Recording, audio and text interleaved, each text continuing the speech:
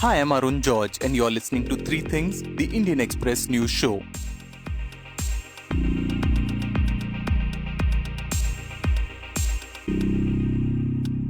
The nationwide lockdown that started on the 24th of March to slow the spread of COVID-19 was to end on May 3rd.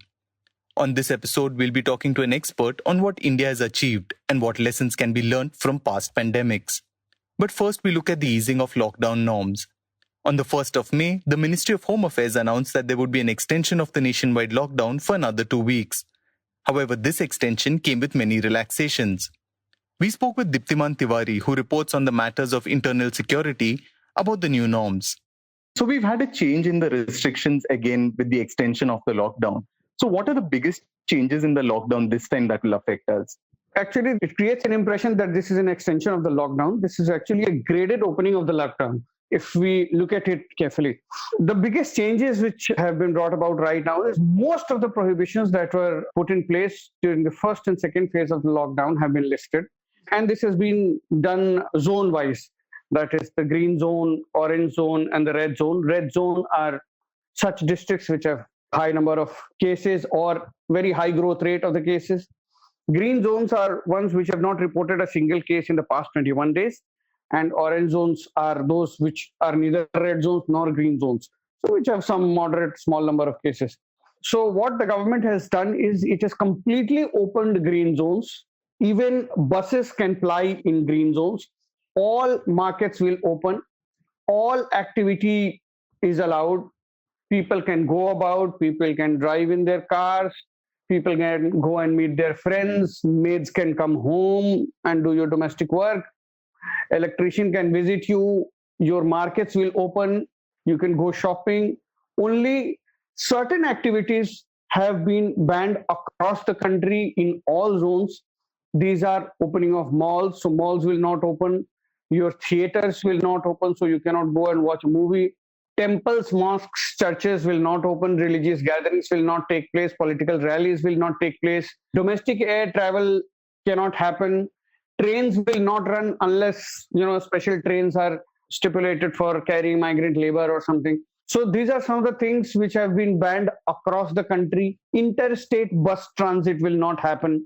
But other than that, every activity in a green zone has been allowed. It is completely free to go about its normal life. Only in plying of buses, condition has been kept that it should not carry more than 50% of its seating capacity. That is basically to ensure social distancing. But other than that, green zone is completely open. In the orange zones also, almost all activities barring plying of buses is allowed. Private vehicle movement is also allowed, where there is a condition that only two passengers besides the driver can be in the car. And on a two-wheeler, there can be a rider, but there can be no pillion rider. In the green zone, there can be a rider as well as a pillion rider. These are largely the only conditions which restrict some kind of movement in orange zones. But otherwise, orange zones are also totally free to go about normal life.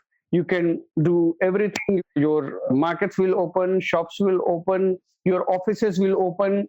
People can go about their normal lives. Of course, everyone has been advised that they have to maintain social distancing, wear face masks. Offices have to be sanitized. In offices, everybody has to have Arogya Setu installed on their phones, and all sorts of personal hygiene and sanitization SOPs which have been stipulated for COVID containment have to be followed by everybody. But other than that, everything has been opened. Nothing is prohibited. In red zones, however, which have high number of cases, there are certain restrictions, both on public movement and on opening of the economy, where barring all the things which have been opened earlier through the last phase 2 guidelines, only they will remain open.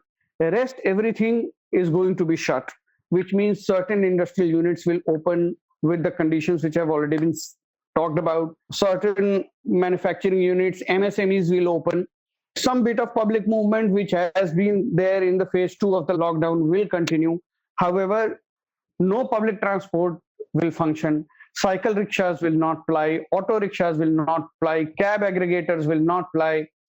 So all of that is not going to happen in red zones. The only relaxation which has been provided in red zones is the government has allowed offices to open with 33% staff strength. That is the only relaxation which is above what was there in phase 2 of the lockdown has been given in red zones. In containment zones, which are such identified areas or spots where there have been very high number of cases, nothing is permitted. No public movement barring emergencies is permitted. There will be strict perimeter control. Nobody will be allowed to go out of those zones or go in those zones. These are basically a certain residential complex which has high number of cases, or a certain colony which has a high number of cases. Such areas have been turned into containment zones, and there is strict prohibition on public movement. You cannot even go, everything is being delivered doorstep. You cannot go out anywhere to buy even anything. Unless you have a medical emergency, you cannot go out. So containment zones are completely shut. Rest everything, as I said about red, orange zones and green zones, will remain open. So normal life will stagger back to reality. So another big announcement that did come during this graded sort of opening is also the opening of liquor shops for the first time in almost 40 days. Now, keeping the morality aspect of it aside, what's the logic behind that? States have been saying this for a long time to the center that please open liquor stores, because liquor is one of the largest sources of revenue for most states. In fact, in most states, the share of liquor in state revenue is between 25 to 40%. So all states, fuel and liquor are the largest source of revenue, making more than 50% of revenue source.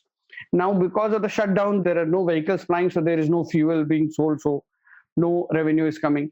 Industries are shut and all economic activity is shut, no revenue is coming from that side. States are unable to pay their own employees. So they had been really, really struggling, and they had been pushing the center that you open liquor stores, we will ensure social distancing, we will ensure that it does not cause any kind of gathering. And it was actually very strange that the center did not allow it for almost 40 days. But now this has been opened, and this has been opened across the country, even in red zones, barring in containment zones where liquor stores will not open. However, in red zones, since markets are not allowed to function in red zones, only such liquor stores which are standalone shops or are in some colony, they will be allowed to open. Those such liquor stores which are there in market complexes will not be allowed to open. Government has given directives that strict social distancing has to be maintained.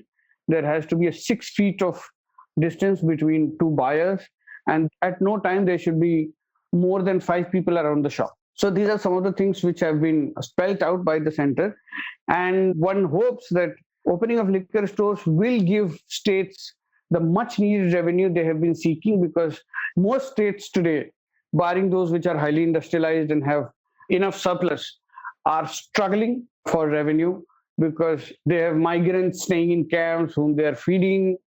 Then they have to pay their own employees, and then all the non-planned expenditure that a state has to do. They have been really, really struggling to do that. Hopefully, this will really go on to help the states.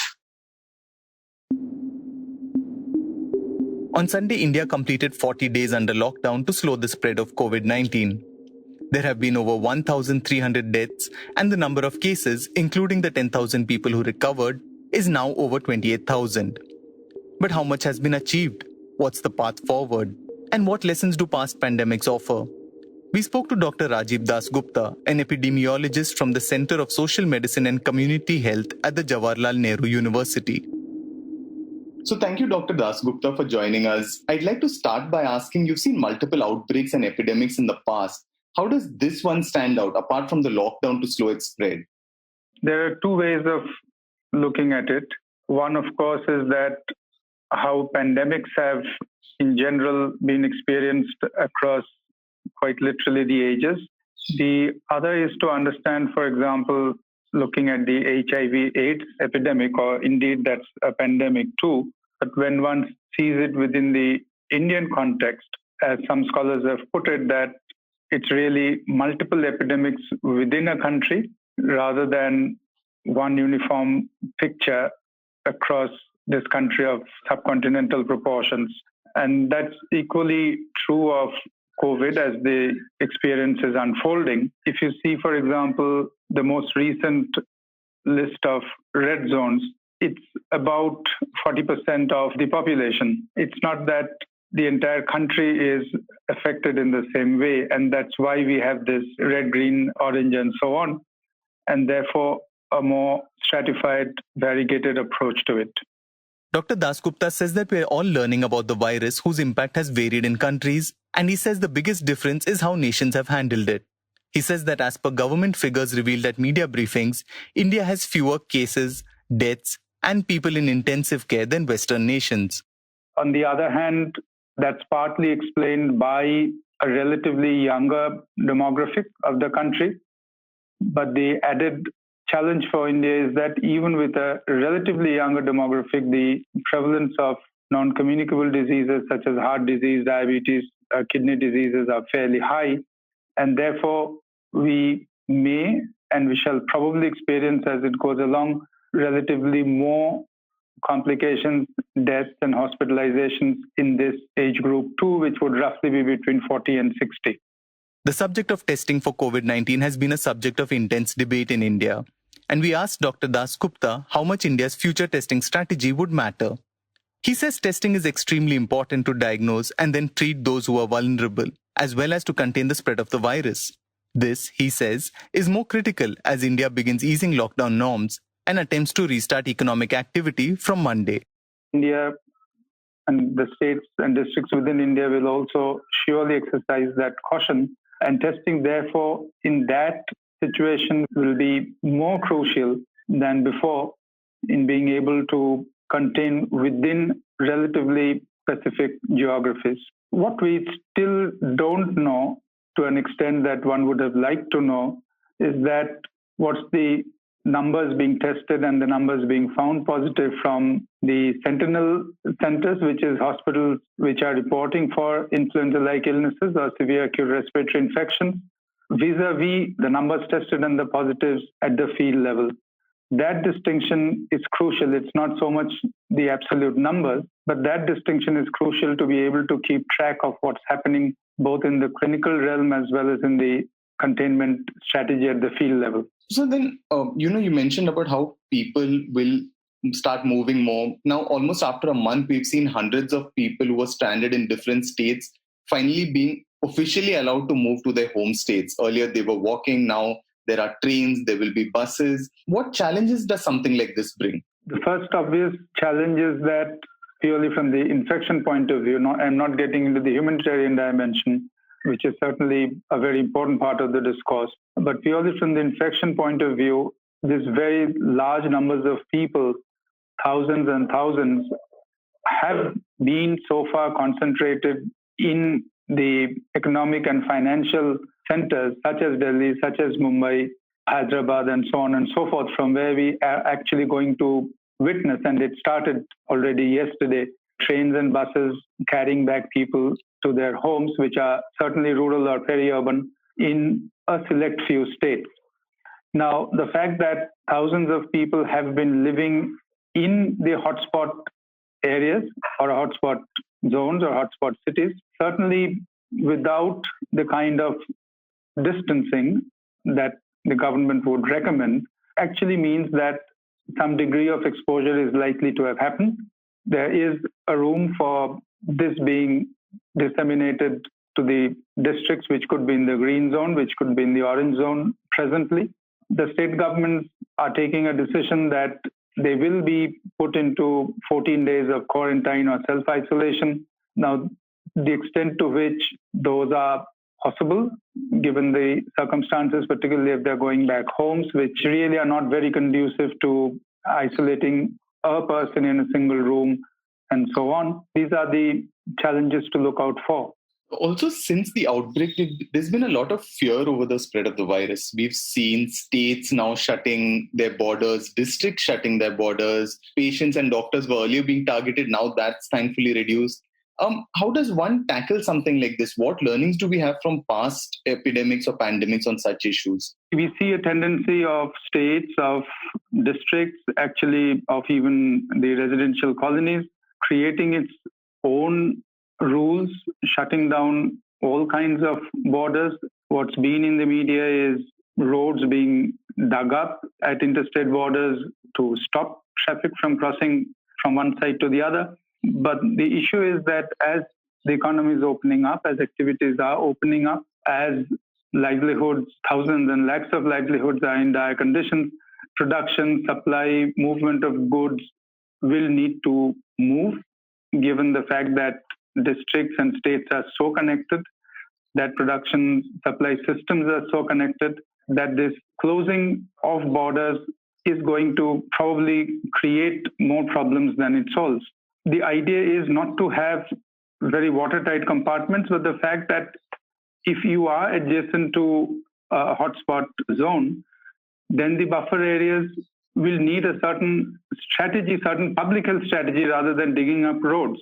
And that's really the point. And that's really where the two governments, or one, will have to deal to go to a different paradigm. There are border health frameworks, and border health frameworks are not just international border frameworks, but this could be as contentious as inter-district borders. And therefore, the border health issues are something which we haven't really tackled in COVID. But now, as increasingly the red, green, and yellow are going to be interchanged every week, how we manage borders is going to be extremely critical.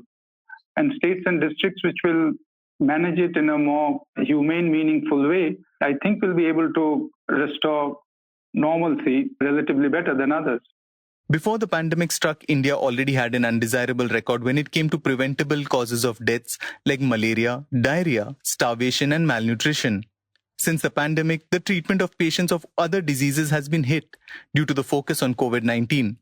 Dr. Dasgupta says that the evidence from the US and UK has shown that patients who are suffering from acute conditions are not reporting to hospitals as early as they could due to restrictions on travel.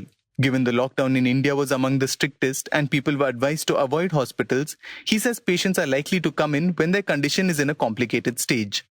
So what this actually means in the clinical setting is that what's called the principle of golden hour, that if you are able to reach the facility pretty early, you have better chances of averting the mortality or complications. Those are being lost. That's purely in a clinical setting.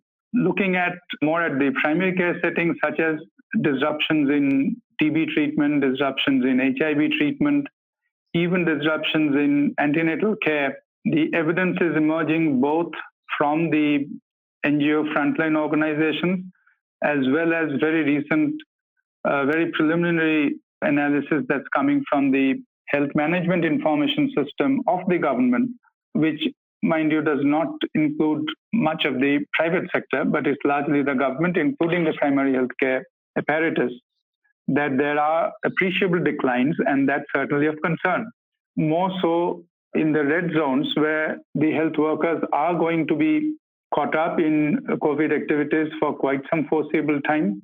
And therefore, these districts or cities will have to very quickly figure out how they will deal with this dual challenge.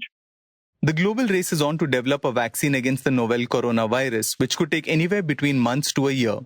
Dr. Dasgupta says that while it's difficult to say how quickly the vaccine will be produced and shared globally, there is promise. However, he says there's one thing we will need, and that's greater global cooperation. And currently, we are actually in the opposite phase, where all countries are closing our borders, where even exports of, say, respiratory ventilators or PPEs are being restricted because each one also needs it. So it's kind of counterintuitive in this current setting how much of global cooperation we will actually be able to see, because this is not going to be uniformly produced. It's going to be produced in certain centers. On the other hand, India is an extremely important vaccine production center. Actually, the statistic is that nearly 2/3 of world's children get at least one Serum Institute of India vaccine in their lifetime. That's the Indian vaccine industry. So India will have certain advantages, but that's contingent upon the technology transfer and so on. But India will have a certain advantage, definitely.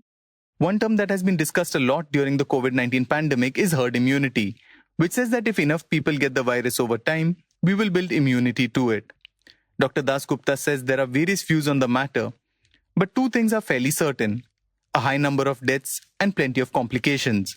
In India, the cases of infection have so far largely been in urban areas, and unlike Western nations, intensive care units are not flooded with COVID-19 patients yet. We still haven't taken recourse to setting up field hospitals and so on. Whether some of these areas will progress to that stage, we will have to see. But on the other hand, the thing to remember is that India's lockdown, the lockdown has been effective, actually started fairly early. And therefore, as lockdowns ease, it's really the next 2 or 3 months ahead that will tell us how much of herd immunity will develop with what cost. It's a little difficult to make forecasts at this point, but the next 2-3 months are certainly going to be crucial. The pandemic will also come with significant economic pain, with economists predicting an unprecedented recession. Dr. Dasgupta says that financial resources are an extremely important pillar for health systems. And like the other sectors, the health sector would also end up seeking government support. He points out that private hospitals have high preparedness for the pandemic, but fewer patients, and they're deprived of income from medical tourism. We also know that a very large proportion of care is actually purchased out of pocket from private sectors. Given the general downturn in the economy, that affordability is certainly going to go down.